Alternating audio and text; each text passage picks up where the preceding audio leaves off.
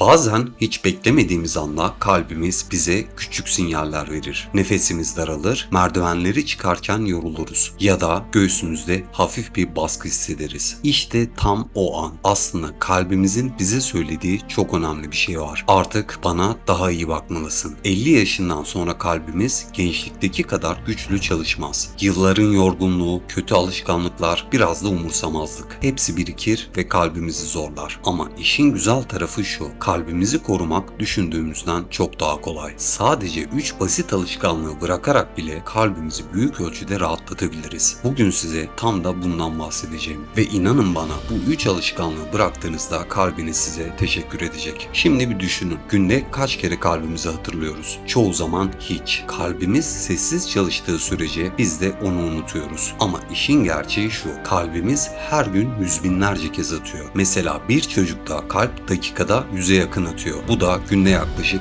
120 bin atım demek. Genç bir yetişkinde bu sayı biraz düşüyor. Ortalama 100 bin atım civarında. Yaşımız ilerledikçe tempo daha da yavaşlıyor. Günde 90 bin civarında atım oluyor. Yani yaşımız ne olursa olsun kalbimiz gece gündüz durmadan çalışıyor. Durmadan, yorulmadan bize hayat veriyor. Ve 50 yaşından sonra ondan biraz daha fazla özen bekliyor. Neden mi? Çünkü yıllar içinde damarlarımız eskiyor. Beslenme hataları, sigara, stres, uykusuzluk hepsi kalbimizin yükünü artırıyor. Bir örnek vereyim. Eskiden merdivenleri koşarak çıkardınız. Şimdi ikinci katta nefes nefese kalıyorsunuz. Bu sadece yaş değil, kalbin bize verdiği küçük uyarı işareti. Tansiyon artıyor, kolesterol yükseliyor, şeker kontrolü zorlaşıyor. Bunlar 50 yaş üstünde çok daha sık görülen sorunlar ve hepsi kalbi doğrudan etkiliyor. Ama moral bozmak yok. Çünkü bu tabloyu değiştirmek mümkün. Yeter ki bazı yanlışları fark edelim ve geride bırakalım. Şimdi gelelim kalbimize en çok zarar veren alışkanlıklardan birine: aşırı tuz tüketimi. Hani derler ya, bir tutam tuzdan bir şey olmaz diye. Ama işin aslı öyle değil. Özellikle 50 yaşından sonra vücudumuz tuza karşı daha hassas hale geliyor. Gereğinden fazla tuz tansiyonu yükseltiyor, damarları zorlayıp kalbin iş yükünü artırıyor. Şöyle düşünün, kalbiniz zaten günde 100 bin kere atıyor. Bir de siz ona sürekli yüksek tansiyon baskısı yüklerseniz bu motoru gereksiz yere zorlamak gibi oluyor. Peki çözümü ne? Çözüm aslında çok basit. Yemeklerinize tuz eklemeden önce bir durun ve tadına bakın. Hazır gıdalardan, paketli yiyeceklerden uzak durun. Çünkü onların çoğu farkında bile olmadığınız gizli tuz deposu ve damak tadınızı yavaş yavaş daha az tuza alıştırın. Tuz azaldıkça yemeklerin gerçek lezzetini daha çok almaya başlayacaksınız. Hem kalbiniz rahat edecek hem de daha çok enerjik hissedeceksiniz. Kalbimize zarar veren ikinci büyük alışkanlık ise hareketsizlik. Şöyle düşünün, kalbimiz aslında bir kas. Kasların güçlü kalması için nasıl düzenli olarak çalıştırılması gerekiyorsa kalbimiz için de aynı şey geçerli. Ama günümüzde maalesef çoğumuz saatlerce televizyon karşısında, bilgisayar başında ya da telefona gömülmüş halde vakit geçiriyoruz. 50 yaşından sonra bu durum daha da riskli hale geliyor. Çünkü hareketsizlik kalp krizi, damar tıkanıklığı ve yüksek tansiyon riskini kat kat artırıyor. Peki çözümü ne? Sizi zorlamayacak ama düzenli bir hareket planı. Mesela her gün tempolu bir yürüyüş, basit esneme hareketleri, hatta evin içinde yapabileceğiniz küçük egzersizler bile kalbinizi inanılmaz rahatlatıyor. Unutmayın, mesele maraton koşmak değil. Önemli olan kalbinize her gün biraz hareket şansı vermek. Böylece hem kalbiniz hem de genel sağlığınız çok daha uzun süre güçlü kalacak. Kalbimize en çok zarar veren üçüncü alışkanlık çoğu zaman farkına bile varmadığımız bir şey: sürekli stres ve düzensiz uyku. Gündelik hayatın koşturmacası, iş sıkıntıları, aile sorumlulukları derken zihnimiz hiç dinlenmiyor. Üstüne bir de geceleri geç yatıp sabah erkenden kalkıyorsak işte o zaman kalp toparlanmaya hiç fırsat bulamıyor. Bilimsel olarak biliyoruz ki sürekli stres altındaki vücutta adrenalin ve kortizol hormonları yükseliyor. Bu da kalp ritmini bozuyor, tansiyonu yükseltiyor ve damarları yıpratıyor. Çözümü basit: her gün 7-8 saatlik kaliteli bir uykuya özen göstermek. Uykudan önce telefon ya da televizyon yerine biraz kitap okumak, nefes egzersizi yapmak, zihni sakinleştirmek ve kendinize şunu hatırlatmak: her şeyden önemli olan sizin sağlığınız. Kalbimiz yalnızca kan pompalayan bir organ değil, aynı zamanda duygularınızla da çok yakından bağlantılı. Stres azaldığında kalbiniz daha ritmik, daha huzurlu çalışıyor. Şimdi bir düşünün, kalbiniz günde 100 bin kere atıyor. Sizi hayatta tutmak için hiç durmadan çalışıyor. Ama 50 yaşından sonra kalbinize daha fazla yük bindiren 3 alışkanlık alışkanlık var. Aşırı tuz, hareketsizlik ve stresli, uykusuz bir yaşam. Bunları yavaş yavaş hayatınızdan çıkardığınızda göreceksiniz. Tansiyonunuz daha dengeli olacak, nefesiniz daha rahat, enerjiniz çok daha yüksek olacak. Kalbiniz size ömür boyu hizmet eden bir motor gibi. Onu ne kadar iyi korursanız o da sizi o kadar uzun ve sağlıklı bir yolculuğa çıkarır. O yüzden kendinize bir söz verin. Bugünden itibaren kalbinize biraz daha fazla özen göstereceksiniz. Eğer bu videoda anlattıklarım size faydalı olduysa sevdiklerinizle paylaşmayı unutmayın. Çünkü belki de bu bilgiler birinin kalbine dokunup hayatını değiştirecek. Kendinize iyi bakın, sağlıklı kalın. Bir sonraki videoda görüşmek üzere, hoşça kalın.